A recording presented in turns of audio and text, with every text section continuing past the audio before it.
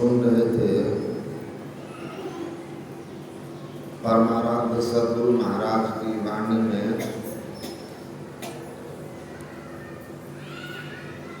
प्रभु गुप्त हैं, गुरु प्रकट हैं एक ही दयाल, हरदम जपो कभी ना हटो, तुझे छेड़ेगा न काल। सबसे ज्यादा डर हम लोगों को काल का ही।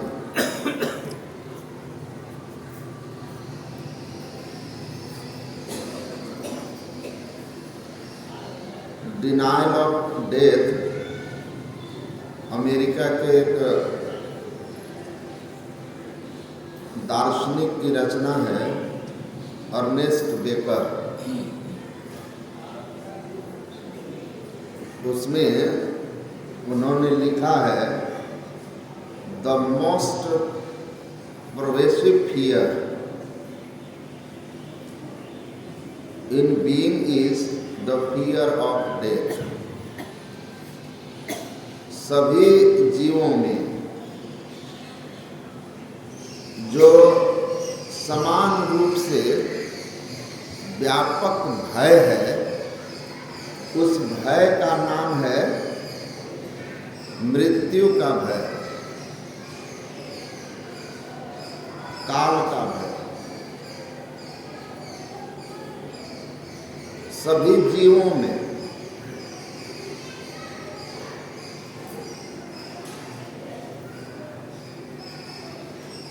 एक व्यक्ति हमको इस बात पर बोले कि कबीर साहब तो बोले, जा मरने से जग डरे मेरो मन आनंद, अब कब मरी हो कब पाई हो पूरन परमानंद। तो कबीर साहब में तो नहीं था। मैंने कहा, कबीर को अगर तुम सब जीव के समान की श्रेणी में रखते हो तो आप अध्यात्म को कितना समझे हो। कबीर जीव हैं, कबीर कौन है? प्रभु गुप्त हैं, गुरु प्रकट हैं, है एक ही दयाल। कबीर वो है। कबीर तो संत हैं, सदगुरु हैं। और गुरु महाराज ने तो कहा, कबीर को मैं संतों की सुमेरु मानता हूं। सुमेरु माला में होता है सबसे मोटा, तो माला गिनकर को जो जप करते हैं वे सुमेरु को पार नहीं करते, वहां से फिर उलट जाते। कहा क्यों? संत संत सब एक हैं, जे पहुंचे ते कही गए, सबकी पहुंच तो एक जैसी। तो कबीर को सुमेरु क्यों मानते हैं आप? तो गुरु महाराज कहते हैं, इसलिए कि कबीर साहब ने सत्य ज्ञान के प्रचार के लिए जितना सहा उतना और नहीं सहा, उतना और किसी के जीवन में विपत्ति नहीं आई समाज संसार की ओर से। इसलिए मैं कहता हूं सुमेरु उनको कि वो सहे जाए। तो संत भगवंत होते हैं, बात जीव की हो रही है। ध्यान से सुनिएगा, अध्यात्म बहुत गहरी विषय है।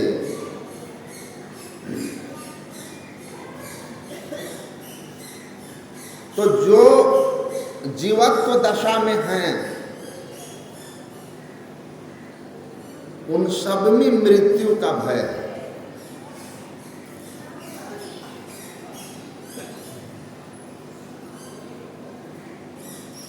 अपवाद, अब कोई पागल है, उसको क्या पता मृत्यु क्या होती है, लेकिन मार से वो भी हम देखते हैं कि डर जाता है। इसका मतलब भय है।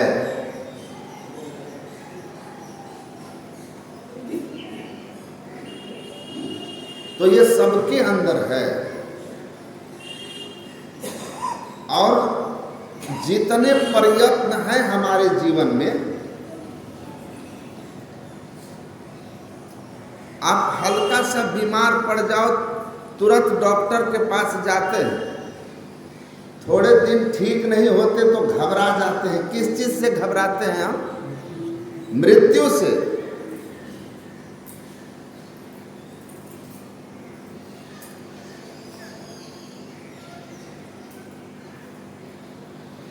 अब सब बचना चाहते हैं, अब बच पाते नहीं हैं। तो जो सद्गुरु हैं उनके शरण में जाने के लिए कह रहा है। ऐसा नहीं होगा कि इस दुनिया में आए हैं तो यह शरीर नहीं छूटेगा। मैं एक दिन पढ़ा योग वासिष्ठ में, मृत्यु और अमरता क्या है। महर्षि वशिष्ठ कहते हैं, जब हम शरीर का त्याग करते हैं कर्म के बंधन में, दूसरा शरीर पाने के लिए, तब इसको मृत्यु कहते हैं। और जब कर्म बंधनों से मुक्त होकर के हमारा शरीर छूटता है या हम छोड़ते हैं, जिसमें पुनर्जन्म की बात नहीं होती है, तब उसे मृत्यु नहीं, अमरता कहा जाता है। अमरता का मतलब अगर समझते हैं कि शरीर नष्ट नहीं होगा, तो ये पंच भौतिक शरीर इस संसार में किसी का नहीं रहेगा। End of desire before the end of breath is known as salvation, and end of breath before the end of desire is known as death. Ernest Becker कहते हैं, कामनाओं के मरने से पहले, कामनाओं सांसारिक भोगेच्छा के अंत होने से पहले अगर आपकी सांसों का अंत हो गया तो बास सूरत ले आवई, पुनर्जन्म आपका होगा, यही मृत्यु है। और श्वासों के खत्म होने के पहले भोगेच्छा चली गई, भोगेच्छा मात्र को बंधस्तत् त्यागो मोक्ष उच्यते, तो आपकी मुक्ति हो गई।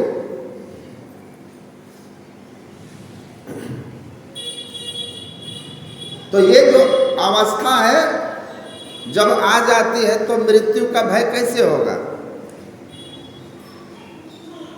अपने आप से परिचय हो जाना,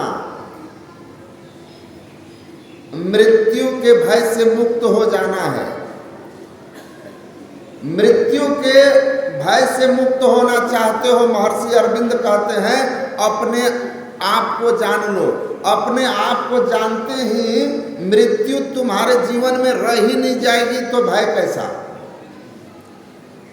इसलिए कि आपका जो स्वरूप है, हम लोगों का जो स्वरूप है, वह अमर है, हम मरते ही नहीं। आत्मा मरती ही नहीं है। नैनक सिदंत शस्त्राणी नैनक दहति पावक न चनम कले दियंते आपो नैनक शोषति मारुता। ये तो अमर है। अमृतस्य पुत्रा, वेद में कहा जीव को अमृतस्य पुत्र, अमर पिता की अमर संतान। तो सो माया बस भयो गोसाई, स्वरूप को भूल गए हैं, इसलिए हमको मृत्यु सताती है, डरते हैं। इसलिए कि देह के साथ जो ममत्व है और देह के साथ जो मैंपन है, इस देह के नाश को अपना नाश मानते हैं, इस देह के मृत्यु को अपनी मृत्यु मानते हैं। इसलिए मृत्यु से भय है, वरना मृत्यु हमारे जीवन में है कहाँ। दांड्यायन ने सिकंदर ने महर्षि दांड्यायन को कहा, मैं सिद्धांतवादी नहीं हूँ, मेरी बात को मान लीजिए, नहीं तो देखिए तलवार। एक बार तलवार मारूंगा और मृत्यु के मुंह में समा जाइएगा, गर्दन कट के जमीन पर गिर जाएगी और आप मृत्यु के मुंह में चले जाएंगे। महर्षि दांड्यायन ठहाका मार करके हंसे और कहा कि तुम अपने जीवन में इससे बड़ा झूठ कभी नहीं बोला होगा कि तुम मुझे मृत्यु के मुंह में भेज दोगे। तुम जिस मृत्यु से हमें डरा रहे हो उस मृत्यु को मैं अच्छी तरह जान गया हूं और उससे मुक्त हो चुका हूं। जैसे तुम देखोगे गर्दन कटी और गिरी, वैसे मैं भी देखूंगा गर्दन कटा और गिरा। मेरे जीवन में मृत्यु अब नहीं है, इसलिए भय नहीं है, इसलिए भय नहीं है।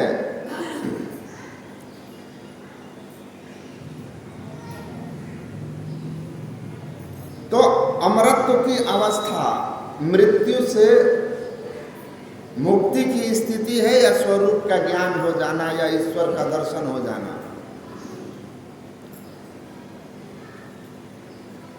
उस अवस्था में संत होते हैं और इसलिए उनके शरण में जाने से हम जिससे सबसे ज्यादा डरते हैं उससे हमारी रक्षा होती है। ये हरदम जपो कभी ना हटो तुझे छेड़ेगा न काल। एक तो काल मृत्यु के देवता हैं और दूसरे काल का अर्थ समय भी होता है। ये जो गुरु हरिचरण में प्रीति हो जुग काल क्या करे, संत सदगुरु के चरण में अगर आपकी प्रीति है तो काल का प्रभाव आप पर नहीं पड़ेगा। ये कलयुग जो है, कबीर कलह अरु कल्पना, कलयुग लड़ाई झगड़ा राजसी तामसी विचारों की प्रबलता, इस प्रभाव से आप बचेंगे अगर गुरु के शरण में रहेंगे, गुरु मंत्र का जप करते रहेंगे। महर्षि दयानंद सरस्वती से किसी ने पूछा कि आपको कलिकाल का जो काम क्रोध लोभ मोह मत्सर्य तीव्र प्रभाव वाला है समय, कली मतलब विकारों की प्रबलता, तो ये विकारों की प्रबलता काम क्रोध आदि आपको परेशान करते हैं कि नहीं। तो महर्षि दयानंद सरस्वती ने कहा आते होंगे विकार, लेकिन मुझे हमेशा व्यस्त देख करके लौट जाते होंगे। कहा महाराज हमेशा कैसे व्यस्त रहते हैं, मैं तो आपको बहुत बार बैठा हुआ भी देखता हूँ, लेटा हुआ भी देखता हूँ। उन्होंने कहा बैठते लेटते तुम तन को देखते हो, लेकिन मेरा जो मन है जिसमें विकार जगते हैं वो हमेशा गुरु मंत्र में व्यस्त रहता है। हरदम जपो, जब मंत्र में लगा हुआ है मन तो विकार कहाँ से आएंगे। सतगुरु सतगुरु नित ही पुकारत छीजत पाप समूह रहे, सतगुरु रूप हिये में धारत काम क्रोध मद लोभ दहे। तो परमात्मा के सगुण साकार विग्रह सदगुरु हैं। यथा गुरुस तथा भेषस यथा भेषस तथा गुरु पूजनीयो महाभक्तो न भेदो विद्यते यनायः। जैसे सदगुरु हैं वैसे परमात्मा, या जैसे परमात्मा है वैसे सदगुरु हैं। जीव हित आप ही आवे सूरत को आई तारा है।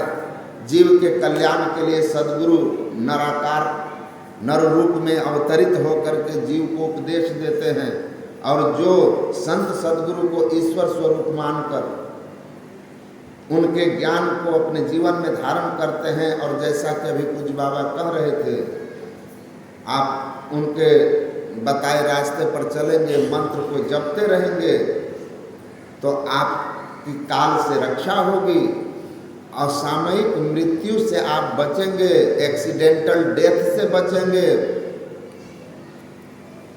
और जप करते रहने से आपके ऊपर समय का दुष्प्रभाव भी नहीं पड़ेगा। अब गुरु की जब कृपा होगी तो कोटि जन्म का पंथ थे पल में पहुंचा जाए। गुरु महाराज कहते हैं कुआं में बाल्टी डाल करके जो बाल्टी के छोर को पकड़े रहता है छोड़ता नहीं है, मतलब रस्सी के छोर को धीरे धीरे बाल्टी कुआं से बाहर निकाल लेता है, जल प्राप्त करता है, जल पी करके तृप्त हो जाता है। उसी तरह साधना में मंत्र जप जो है वह छोर है, उसको पकड़े रहो रस्सी की।